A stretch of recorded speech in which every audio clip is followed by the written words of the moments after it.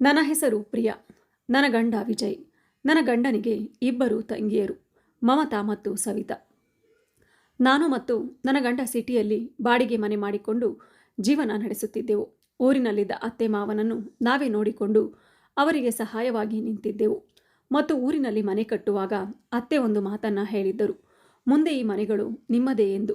ಆದರೆ ಆ ಮಾತುಗಳು ಈಗ ಅವರ ಬಾಯಲ್ಲಿ ಇರಲಿಲ್ಲ. ಅದಕ್ಕಾಗಿ ನನ್ನ ಗಂಡ ವಿಜಯ್ ಏನು ಮಾಡಿದರು ಎಂದರೆ ನಿಜವಾಗಿಯೂ ನಿಮಗೆ ಆಶ್ಚರ್ಯವಾಗುತ್ತದೆ. ಈ ಕಥೆಯನ್ನು ಪೂರ್ತಿ ಕೇಳಿ. ನನಗೆ ವಿಶ್ವಾಸವಿತ್ತು, ನಮ್ಮ ಅತ್ತೆ ಮಾವಂದಿರು ನಮಗೆ ಅನ್ಯಾಯ ಮಾಡುವುದಿಲ್ಲ ಎಂದು ನಂಬಿದ್ದೆ. ಆದರೆ ಆ ರಾತ್ರಿ ಅವರ ಮಾತುಗಳು ನನ್ನ ವಿಶ್ವಾಸವನ್ನೇ ಪುಡಿಗೈದವು. ನಾನು ಸದ್ದಿಲ್ಲದೆ ಕುಳಿತಿದ್ದೆ. ಕಣ್ಣಲ್ಲಿ ನೀರು ತುಂಬಿಕೊಂಡಿತ್ತು. ಆದರೆ ನನ್ನ ಗಂಡ ವಿಜಯ್ ಮಾತ್ರ ಇನ್ನು ಮೌನವಾಗಿಯೇ ಇದ್ದರು. ಅವರ ಮೌನವೇ ನನ್ನ ಮನಸ್ಸನ್ನು ಹೆಚ್ಚು ಕಾಡುತ್ತಿತ್ತು. ಅಷ್ಟರಲ್ಲಿ ನನ್ನ ಮಾವ ಮತ್ತೊಮ್ಮೆ ಮಾತನಾಡಲು ಆರಂಭಿಸಿದರು. ಇನ್ನು ಮುಂದೆ ಈ ವಿಷಯದಲ್ಲಿ ಯಾರೂ ಮಾತಾಡಬಾರದು. ನಾವು ತೆಗೆದುಕೊಂಡ ತೀರ್ಮಾನ ಅಂತಿಮ. ಅವರ ಮಾತು ಕೇಳುತ್ತಿದ್ದಂತೆ ಮಮತಾ ಮತ್ತು ಸವಿತಾ ಸಂತೋಷದಿಂದ ಒಬ್ಬರ ಮುಖ ಒಬ್ಬರು ನೋಡಿಕೊಂಡರು. ಆದರೆ ಆಗ ನಡೆದ ಒಂದು ಘಟನೆ ಎಲ್ಲರ ಬದುಕನ್ನೇ ಬದಲಾಯಿಸಿತು. ಇಲ್ಲಿಯವರೆಗೆ ಮೌನವಾಗಿದ್ದ ವಿಜಯ್ ನಿಧಾನವಾಗಿ ಎದ್ದು ನಿಂತರು. ಎಲ್ಲರೂ ಆಶ್ಚರ್ಯದಿಂದ ಅವರನ್ನು ನೋಡಿದರು. ವಿಜಯ್ ತುಂಬ ಶಾಂತವಾಗಿ ಹೇಳಿದರು, ಅಪ್ಪ, ನೀವು ಆಸ್ತಿಯನ್ನು ಯಾರಿಗೆ ಬೇಕಾದರೂ ಕೊಡಬಹುದು, ಅದು ನಿಮ್ಮ ಹಕ್ಕು. ಆದರೆ ಒಂದು ಮಾತು ಮಾತ್ರ ಸತ್ಯ. ಆ ಎರಡೂ ಮನೆಗಳು ಕಟ್ಟಲು ನಾನು ಮತ್ತು ಪ್ರಿಯಾ ನಮ್ಮ ಜೀವನದ ಸಂಗ್ರಹವನ್ನೇ ಹಾಕಿದ್ದೇವೆ. ಮನೆಯೊಳಗೆ ನಿಶ್ಶಬ್ದ ಆವರಿಸಿತು. ನನ್ನ ಹೆಂಡತಿ ತನ್ನ ಮದುವೆಯ ಆಭರಣಗಳನ್ನು ಮಾರಿದಳು. ನಾವು ವರ್ಷಗಳ ಕಾಲ ಬಾಡಿಗೆ ಮನೆಯಲ್ಲಿ ಬದುಕಿದ್ದೇವೆ. ನೀವು ಕೊಟ್ಟ ಮಾತನ್ನು ನಂಬಿದ್ದೇವೆ. ಆ ನಂಬಿಕೆಯೇ ಇಂದು ಒಡೆದು ಹೋಗಿದೆ. ಅವರ ಕಣ್ಣಲ್ಲೂ ನೀರು ತುಂಬಿಕೊಂಡಿತ್ತು. ಅತ್ತೆ ತಕ್ಷಣ ಹೇಳಿದರು, ಹಾಗಾದರೆ ಈಗ ನೀನು ನಮಗೆ ಲೆಕ್ಕ ಕೇಳುತ್ತಿದ್ದೀಯಾ ಎಂದು. ಆಗ ವಿಜಯ್ ತಲೆಯಾಡಿಸಿದರು. ಇಲ್ಲ ಅಮ್ಮ, ನಾನು ಹಣದ ಲೆಕ್ಕ ಕೇಳುತ್ತಿಲ್ಲ. ನಾನು ನಂಬಿಕೆಯ ಲೆಕ್ಕ ಕೇಳುತ್ತಿದ್ದೇನೆ. ಆ ಮಾತು ಕೇಳಿ ಎಲ್ಲರೂ ಮೌನವಾದರು. ವಿಜಯ್ ಮುಂದುವರಿಸಿದರು, ನಾನು ಚಿಕ್ಕವನಿದ್ದಾಗ ನೀವು ನನಗೆ ಕಲಿಸಿದ ಒಂದು ಮಾತು ನೆನಪಿದೆ, ಕೊಟ್ಟ ಮಾತನ್ನು ಉಳಿಸಬೇಕು ಅಂತ. ಆದರೆ ಇಂದು ನೀವು ಅದನ್ನೇ ಮರೆತಿದ್ದೀರಿ. ನನ್ನ ಅತ್ತೆಯ ಮುಖ ಬಾಡಿಬಿಟ್ಟಿತು. ಆ ಮಾತುಗಳನ್ನು ಕೇಳಿದ ತಕ್ಷಣ ಮೊದಲ ಬಾರಿಗೆ ಅವರಿಗೆ ತಮ್ಮ ತಪ್ಪಿನ ಅರಿವು ಆಗುತ್ತಿರುವಂತೆ ಕಂಡಿತು. ಆದರೆ ಮಮತಾ ತಕ್ಷಣ ಮಧ್ಯೆ ಮಾತಾಡಿದಳು, ಅಣ್ಣ, ಈಗ ಈ ನಾಟಕ ಯಾಕೆ? ಆಸ್ತಿ ವಿಷಯ ಮುಗಿದು ಹೋಯಿತು. ವಿಜಯ್ ಅವಳ ಕಡೆ ತಿರುಗಿ ನೋಡಿದರು. ನಾನು ಆಸ್ತಿ ಕೇಳುತ್ತಿಲ್ಲ ಮಮತಾ, ಆದರೆ ನನ್ನ ಹೆಂಡತಿಯನ್ನು ಅವಮಾನ ಮಾಡುವ ಹಕ್ಕು ಯಾರಿಗೂ ಇಲ್ಲ. ಆ ಮಾತು ಕೇಳಿದಾಗ ನನ್ನ ಕಣ್ಣೀರನ್ನು ತಡೆಯಲು ಸಾಧ್ಯವಾಗಲಿಲ್ಲ. ಇಷ್ಟೊಂದು ವರ್ಷಗಳಲ್ಲಿ ಮೊದಲ ಬಾರಿಗೆ ನನ್ನ ಗಂಡ ನನ್ನ ಪರವಾಗಿ ನಿಂತಿದ್ದರು. ಆ ರಾತ್ರಿ ನಾವು ಊಟವನ್ನು ಮಾಡದೆ ಅಲ್ಲಿಂದ ಹೊರಟು ಬಂದೆವು. ಮನೆಗೆ ಬಂದು ವಿಜಯ್ ಒಂದು ನಿರ್ಧಾರ ತೆಗೆದುಕೊಂಡರು. ಇನ್ನು ಮುಂದೆ ಯಾರಿಂದಲೂ ಏನನ್ನು ನಿರೀಕ್ಷಿಸಬೇಡ ಪ್ರಿಯಾ. ನಾವು ನಮ್ಮ ಶ್ರಮದಿಂದ ಬದುಕೋಣ. ಆ ದಿನದಿಂದ ನಮ್ಮ ಜೀವನದ ಹೊಸ ಅಧ್ಯಾಯ ಆರಂಭವಾಯಿತು. ಆ ರಾತ್ರಿ ನಾವು ಮನೆಗೆ ಬಂದಾಗ ರಾತ್ರಿ 12 ಗಂಟೆ ಆಗಿತ್ತು. ಆದರೆ ನಮ್ಮ ಕಣ್ಣಿಗೆ ಮಾತ್ರ ನಿದ್ರೆ ಬರಲಿಲ್ಲ. ನಾನು ಮಂಚದ ಒಂದು ಮೂಲೆಯಲ್ಲಿ ಕುಳಿತು ಅಳುತ್ತಾ ಇದ್ದೆ. ವಿಜಯ್ ಕಿಟಕಿಯ ಹತ್ತಿರ ನಿಂತು ಹೊರಗಡೆ ನೋಡುತ್ತಿದ್ದರು. ಅವರ ಮನಸ್ಸಿನಲ್ಲೂ ದೊಡ್ಡ ಚಂಡಮಾರುತವೇ ನಡೆಯುತ್ತಿತ್ತು. ಸ್ವಲ್ಪ ಸಮಯದ ನಂತರ ಅವರು ನನ್ನ ಹತ್ತಿರ ಬಂದು ಕುಳಿತರು. ಪ್ರಿಯಾ, ಒಂದು ಮಾತು ಕೇಳು. ಇನ್ನು ಮುಂದೆ ನಾವು ಯಾರ ಮೇಲೂ ಆಸೆ ಇಡಬಾರದು. ನಮ್ಮ ಜೀವನವನ್ನು ನಾವು ಕಟ್ಟಿಕೊಳ್ಳಬೇಕು ಎಂದರು. ನಾನು ಅವರ ಮುಖವನ್ನು ನೋಡಿದೆ. ಆದರೆ ವಿಜಯ್, ನಾವು ಇಷ್ಟು ವರ್ಷ ಮಾಡಿದ ಸಹಾಯಕ್ಕೆ ಇದೇ ಪ್ರತಿಫಲವೇ? ವಿಜಯ್ ಒಂದು ಸಣ್ಣ ನಗು ನಕ್ಕರು. ಕೆಲವರಿಗೆ ಸಹಾಯ ಮಾಡಿದರೂ ನೆನಪಿರೋದಿಲ್ಲ, ಆದರೆ ದೇವರಿಗೆ ಎಲ್ಲವೂ ಗೊತ್ತು. ಆ ಮಾತು ಕೇಳಿ ನನ್ನ ಮನಸ್ಸಿಗೆ ಸ್ವಲ್ಪ ಸಮಾಧಾನವಾಯಿತು. ಮಾರನೇ ದಿನ ಬೆಳಗ್ಗೆ ವಿಜಯ್ ಒಂದು ದೊಡ್ಡ ನಿರ್ಧಾರ ತೆಗೆದುಕೊಂಡರು. ಅವರು ತಮ್ಮ ಕೆಲಸದ ಜೊತೆಗೆ ಒಂದು ಸಣ್ಣ ಕನ್ಸ್ಟ್ರಕ್ಷನ್ ಕಾಂಟ್ರಾಕ್ಟ್ ಕೆಲಸವನ್ನು ಆರಂಭಿಸಲು ತೀರ್ಮಾನಿಸಿದರು. ಆರಂಭದಲ್ಲಿ ತುಂಬ ಕಷ್ಟವಾಯಿತು. ಬ್ಯಾಂಕ್ ಲೋನ್ ಸಿಗಲಿಲ್ಲ. ಸಂಬಂಧಿಕರು ಸಹಾಯ ಮಾಡಲಿಲ್ಲ. ಅತ್ತೆ ಮಾವಂದಿರ ಮನೆಯವರು ಕೂಡ ನಮ್ಮನ್ನು ವಿಚಾರಿಸುವುದನ್ನೇ ನಿಲ್ಲಿಸಿದರು. ಆದರೆ ವಿಜಯ್ ಧೈರ್ಯ ಕಳೆದುಕೊಳ್ಳಲಿಲ್ಲ. ನಾನು ಕೂಡ ಅವರಿಗೆ ಬೆಂಬಲವಾಗಿ ನಿಂತೆ. ಹಗಲು ಕೆಲಸ, ರಾತ್ರಿ ಲೆಕ್ಕಾಚಾರ, ವಾರಾಂತ್ಯದಲ್ಲಿ ಹೊಸ ಗ್ರಾಹಕರನ್ನು ಹುಡುಕುವುದು. ಹೀಗೆ ನಮ್ಮ ಜೀವನ ಮತ್ತೆ ಹೋರಾಟದ ಹಾದಿಗೆ ಬಂತು. 2 ವರ್ಷಗಳು ಕಳೆಯಿತು. ನಮ್ಮ ಪರಿಶ್ರಮ ನಿಧಾನವಾಗಿ ಫಲ ಕೊಡಲು ಶುರುವಾಯಿತು. ವಿಜಯ್ ಅವರ ಕೆಲಸಕ್ಕೆ ಒಳ್ಳೆಯ ಹೆಸರು ಬರತೊಡಗಿತು. 1 ಕಾಂಟ್ರಾಕ್ಟ್ 2 ಆಯಿತು, 2 4 ಆಯಿತು. ನಮ್ಮ ಆದಾಯವೂ ಹೆಚ್ಚಾಗತೊಡಗಿತು. ಒಂದು ದಿನ ವಿಜಯ್ ಸಂತೋಷದಿಂದ ಮನೆಗೆ ಬಂದರು. ಪ್ರಿಯಾ, ಕಣ್ಣು ಮುಚ್ಚು. ನಾನು ಆಶ್ಚರ್ಯದಿಂದ ಕಣ್ಣು ಮುಚ್ಚಿದೆ. ಅವರು ನನ್ನ ಕೈಗೆ ಒಂದು ಕಾಗದ ಕೊಟ್ಟರು. ಕಣ್ಣು ತೆರೆದು ನೋಡಿದಾಗ ಅದು ಒಂದು ಸೈಟ್ನ ರಿಜಿಸ್ಟ್ರೇಷನ್ ಪೇಪರ್ ಆಗಿತ್ತು. ನನ್ನ ಕಣ್ಣಲ್ಲಿ ಸಂತೋಷದ ಕಣ್ಣೀರು ತುಂಬಿತು. ವಿಜಯ್, ಇದು ನಮ್ಮದೇ ಜಾಗನಾ? ಹೌದು ಪ್ರಿಯಾ, ನಮ್ಮ ಮೊದಲ ಹೆಜ್ಜೆ. ಆ ದಿನ ನಾವು ದೇವರ ಮುಂದೆ ನಿಂತು ಕಣ್ಣೀರು ಹಾಕಿದ್ದೆವು. ದುಃಖದ ಕಣ್ಣೀರು ಅಲ್ಲ, ಸಂತೋಷದ ಕಣ್ಣೀರು. ಅದೇ ಸಮಯದಲ್ಲಿ ಅತ್ತೆ ಮಾವಂದಿರ ಮನೆಯಲ್ಲಿ ಬೇರೆ ಕತೆ ನಡೆಯುತ್ತಿತ್ತು. ನಾವು ದುಡ್ಡು ಒಡವೆ ಮಾರಿ 4 ಮನೆಗಳನ್ನು ಕಟ್ಟಲು ಸಹಾಯ ಮಾಡಿದ ಆ ಮನೆಗಳನ್ನು ಅಪ್ಪ ಅಮ್ಮ ನನ್ನ ತಂಗಿಯರಿಬ್ಬರಿಗೆ ಕೊಟ್ಟು ಬಿಟ್ಟಿದ್ದರು. ಅವುಗಳನ್ನು ಪಡೆದ ಮಮತಾ ಮತ್ತು ಸವಿತಾ ಮೊದಲಿಗೆ ತುಂಬ ಸಂತೋಷವಾಗಿದ್ದರು. ಆದರೆ ಆ ಸಂತೋಷ ಹೆಚ್ಚು ದಿನ ಉಳಿಯಲಿಲ್ಲ.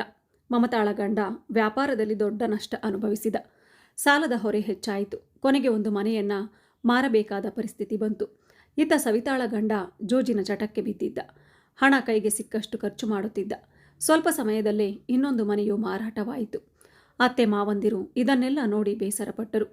ಅವರು ಕೊಟ್ಟ ಆಸ್ತಿ ನಿಧಾನವಾಗಿ ಕೈತಪ್ಪುತ್ತಿರುವುದನ್ನು ನೋಡುತ್ತಾ ಅಸಹಾಯಕರಾದರು. ಒಂದು ಸಂಜೆ ನನಗೆ ಫೋನ್ ಬಂತು. ಫೋನ್ ಮಾಡಿದವರು ನನ್ನ ಅತ್ತೆ. ಅವರ ಧ್ವನಿ ತುಂಬ ದುರ್ಬಲವಾಗಿತ್ತು. ಪ್ರಿಯಾ, ಹೇಗಿದ್ದೀಯಮ್ಮ? 2 ವರ್ಷಗಳ ನಂತರ ಅವರು ಮೊದಲ ಬಾರಿಗೆ ಕರೆ ಮಾಡಿದ್ದರು. ನಾನು ಕ್ಷಣಕಾಲ ಮೌನವಾಗಿದ್ದೆ. ಚೆನ್ನಾಗಿದ್ದೀವಿ ಅಮ್ಮ. ಅವರು ಅಳಲು ಆರಂಭಿಸಿದರು. ನನ್ನಿಂದ ತುಂಬ ದೊಡ್ಡ ತಪ್ಪಾಯಿತು ಮಗಳೇ. ಆ ಮಾತು ಕೇಳಿ ನನ್ನ ಹೃದಯವೇ ನಡುಗಿತು.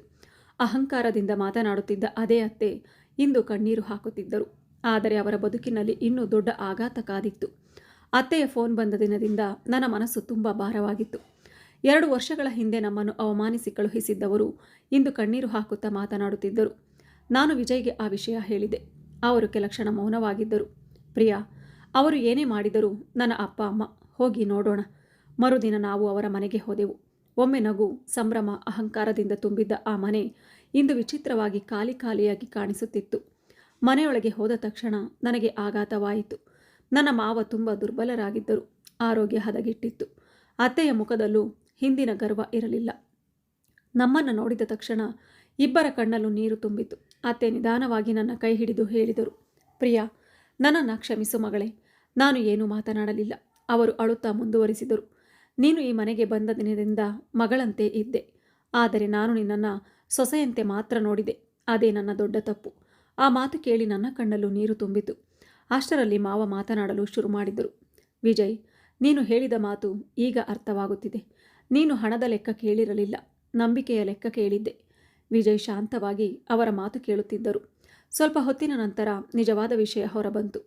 ಮಮತಾ ಪಡೆದ 2 ಮನೆಗಳಲ್ಲಿ ಒಂದು ಸಾಲ ತೀರಿಸಲು ಮಾರಾಟವಾಗಿತ್ತು. ಇನ್ನೊಂದು ಮನೆ ಬ್ಯಾಂಕ್ ಹರಾಜಿಗೆ ಹೋಗುವ ಸ್ಥಿತಿಯಲ್ಲಿತ್ತು. ಸವಿತಾಳ ಸ್ಥಿತಿಯು ಅದಕ್ಕಿಂತ ಉತ್ತಮವಾಗಿರಲಿಲ್ಲ. ಅವಳ ಗಂಡ ಮಾಡಿದ ಸಾಲಗಳು ದಿನೇ ದಿನೇ ಹೆಚ್ಚಾಗುತ್ತಿದ್ದವು. ಅತ್ತೆ ಮಾವಂದಿರು ಸಹಾಯ ಕೇಳಿದಾಗ ಇಬ್ಬರು ಹೆಣ್ಣು ಮಕ್ಕಳು ಒಂದೇ ಉತ್ತರ ಕೊಟ್ಟಿದ್ದರು, ನಾವು ಈಗ ನಮ್ಮ ಸಮಸ್ಯೆಗಳಲ್ಲಿ ಇದ್ದೇವೆ ಎಂದಿದ್ದರು. ಈ ಮಾತು ಕೇಳಿ ನನ್ನ ಹೃದಯಕ್ಕೆ ನೋವಾಯಿತು. ಒಮ್ಮೆ ಹೆಣ್ಣು ಮಕ್ಕಳು ತಂದೆ ತಾಯಿಯ ಆಸರೆ ಎಂದು ಹೇಳಿದ್ದವರು ಇಂದು ಒಂಟಿಯಾಗಿದ್ದರು. ಕೆಲವು ದಿನಗಳ ನಂತರ ಮಾವನ ಆರೋಗ್ಯ ಮತ್ತಷ್ಟು ಹದಗೆಟ್ಟಿತು. ಆಸ್ಪತ್ರೆಗೆ ಸೇರಿಸಬೇಕಾಯಿತು. ಆ ಸಮಯದಲ್ಲಿ ಮಮತಾ 1 ದಿನ ಬಂದು ಹೋಗಿದ್ದಳು. ಸವಿತಾ 2 ಗಂಟೆ ಇದ್ದು ಹೋದಳು. ಆದರೆ ಆಸ್ಪತ್ರೆಯಲ್ಲಿ ರಾತ್ರಿ ಹಗಲು ಇದ್ದದ್ದು ವಿಜಯ್. ಔಷಧಿ ತರೋದು ವಿಜಯ್, ಡಾಕ್ಟರ್ ಜೊತೆ ಮಾತನಾಡೋದು ವಿಜಯ್, ಬಿಲ್ ಕಟ್ಟೋದು ವಿಜಯ್. ಒಂದು ರಾತ್ರಿ ಮಾವ ವಿಜಯ್ನ ಕೈ ಹಿಡಿದು ಅತ್ತರು. ಮಗ, ನಾನು ನಿನಗೆ ನ್ಯಾಯ ಮಾಡಲಿಲ್ಲ. ವಿಜಯ್ ಅವರ ಕೈ ಬಿಗಿಯಾಗಿ ಹಿಡಿದರು. ಅಪ್ಪ, ಆ ವಿಷಯ ಈಗ ಬಿಡಿ. ಇಲ್ಲ ಮಗ, ಹೇಳಲೇಬೇಕು. ನಿನ್ನ ಹೆಂಡತಿ ತನ್ನ ಚಿನ್ನ ಮಾರಿದಳು. ನೀನು ನಿನ್ನ ಸಂಬಳದ ಅರ್ಧವನ್ನು ಕೊಟ್ಟೆ. ಆದರೂ ನಾನು ನಿಮ್ಮನ್ನು ಪರರಂತೆ ನೋಡಿದೆ ಎಂದು ಹೇಳುತ್ತಿರುವಾಗ ಅವರ ಕಣ್ಣೀರು ನಿಲ್ಲುತ್ತಿರಲಿಲ್ಲ. ದೇವರು ನನಗೆ ಬದುಕಿರುವಾಗಲೇ ನನ್ನ ತಪ್ಪನ್ನು ತೋರಿಸಿದ. ಆ ರಾತ್ರಿ ಆಸ್ಪತ್ರೆಯ ಕೋಣೆಯಲ್ಲಿ ಇದ್ದ ಎಲ್ಲರ ಕಣ್ಣು ಒದ್ದೆಯಾಗಿತ್ತು. ಮಾವ ಆಸ್ಪತ್ರೆಯಿಂದ ಮನೆಗೆ ಬಂದ ನಂತರ 1 ದಿನ ವಕೀಲರನ್ನು ಕರೆಸಿಕೊಂಡರು. ಎಲ್ಲರೂ ಆಗ ಆಶ್ಚರ್ಯಪಟ್ಟರು. ಮಮತಾ ಮತ್ತು ಸವಿತಾ ಕೂಡ ಬಂದಿದ್ದರು. ವಕೀಲರು ಒಂದು ದಾಖಲೆಯನ್ನು ಓದಲು ಆರಂಭಿಸಿದರು. ಮಾವ ತಮ್ಮ ಹೆಸರಿನಲ್ಲಿ ಉಳಿದಿದ್ದ ಜಮೀನು ಮತ್ತು ಬ್ಯಾಂಕ್ ಠೇವಣಿಗಳ ಒಂದು ದೊಡ್ಡ ಭಾಗವನ್ನು ವಿಜಯ್ ಹೆಸರಿಗೆ ಬರೆಯಿಸಿದ್ದರು. ಇದನ್ನು ಕೇಳಿದ ತಕ್ಷಣ ಮಮತಾ ಎದ್ದು ನಿಂತಳು. ಅಪ್ಪ, ಇದು ಅನ್ಯಾಯ. ಮಾವ ಮೊದಲ ಬಾರಿಗೆ ಗಟ್ಟಿಯಾಗಿ ಮಾತನಾಡಿದರು. ಅನ್ಯಾಯ ನಾನು 2 ವರ್ಷಗಳ ಹಿಂದೆ ಮಾಡಿದ್ದೆ. ಈಗ ನ್ಯಾಯ ಮಾಡುತ್ತಿದ್ದೇನೆ. ಮನೆಯೊಳಗೆ ಸಂಪೂರ್ಣ ಮೌನ ಆವರಿಸಿತು. ಅವರು ಮುಂದುವರಿಸಿದರು. ಆಸ್ತಿ ಕೊಡುವುದು ಪ್ರೀತಿ ಅಲ್ಲ, ಕಷ್ಟದ ಸಮಯದಲ್ಲಿ ಜೊತೆ ನಿಲ್ಲುವುದು ಪ್ರೀತಿ. ಅದನ್ನು ನನಗೆ ನನ್ನ ಮಗ ಮತ್ತು ಸೊಸೆ ಕಲಿಸಿದರು. ಆ ಮಾತು ಕೇಳಿ ನನ್ನ ಕಣ್ಣೀರು ಹರಿಯಿತು. ನಾನು ಆಸ್ತಿಗಾಗಿ ಎಂದೂ ಹೋರಾಡಿರಲಿಲ್ಲ. ನಮಗೆ ಬೇಕಾಗಿದ್ದದ್ದು ಗೌರವ ಮತ್ತು ನಮ್ಮ ತ್ಯಾಗದ ಮೌಲ್ಯ. ಅದು ಇಂದು ಸಿಕ್ಕಿತ್ತು. ಕೆಲವು ತಿಂಗಳುಗಳ ನಂತರ ನಮ್ಮ ಹೊಸ ಮನೆಯ ಗೃಹ ಪ್ರವೇಶ ನಡೆಯಿತು. ಅದೇ ದಿನ ಅತ್ತೆ ಎಲ್ಲರ ಮುಂದೆ ನನ್ನನ್ನು ಅಪ್ಪಿಕೊಂಡು ಹೇಳಿದರು, ನನಗೆ 2 ಹೆಣ್ಣು ಮಕ್ಕಳಿದ್ದಾರೆ ಎಂದು ನಾನು ಹೆಮ್ಮೆ ಪಡುತ್ತಿದ್ದೆ. ಆದರೆ ಇಂದು ನನಗೆ 3ನೇ ಮಗಳು ಇದ್ದಾಳೆ ಎಂದು ಹೇಳಿಕೊಳ್ಳಲು ಇನ್ನೂ ಹೆಚ್ಚು ಹೆಮ್ಮೆ ಆಗುತ್ತಿದೆ. ಆ ಮಾತು ಕೇಳಿ ಅಲ್ಲಿದ್ದ ಎಲ್ಲರ ಕಣ್ಣು ಒದ್ದೆಯಾಯಿತು. ವಿಜಯ್ ನನ್ನ ಕಡೆ ನೋಡಿದರು, ನಾನು ಅವರ ಕಡೆ ನೋಡಿದೆ. ನಮ್ಮಿಬ್ಬರಿಗೂ ಒಂದೇ ವಿಚಾರ ನೆನಪಾಯಿತು. ನ್ಯಾಯ ತಡವಾಗಬಹುದು, ಆದರೆ ಕಳೆದು ಹೋಗುವುದಿಲ್ಲ. ಸ್ನೇಹಿತರೆ, ಹಣ, ಆಸ್ತಿ, ಮನೆಗಳು ಕುಟುಂಬವನ್ನು ಒಂದಾಗಿಸುವುದಿಲ್ಲ. ಪ್ರೀತಿ, ನಂಬಿಕೆ ಮತ್ತು ಕಷ್ಟದ ಸಮಯದಲ್ಲಿ ಜೊತೆ ನಿಲ್ಲುವ ಗುಣವೇ ನಿಜವಾದ ಸಂಪತ್ತು. ಈ ಕತೆ ಹೇಗಿತ್ತು ಅನ್ನೋದನ್ನು ನನಗೆ ಕಮೆಂಟ್ ಮೂಲಕ ತಿಳಿಸಿ. ಮತ್ತೊಂದು ಕಥೆಯೊಂದಿಗೆ ಭೇಟಿಯಾಗೋಣ. ಧನ್ಯವಾದಗಳು.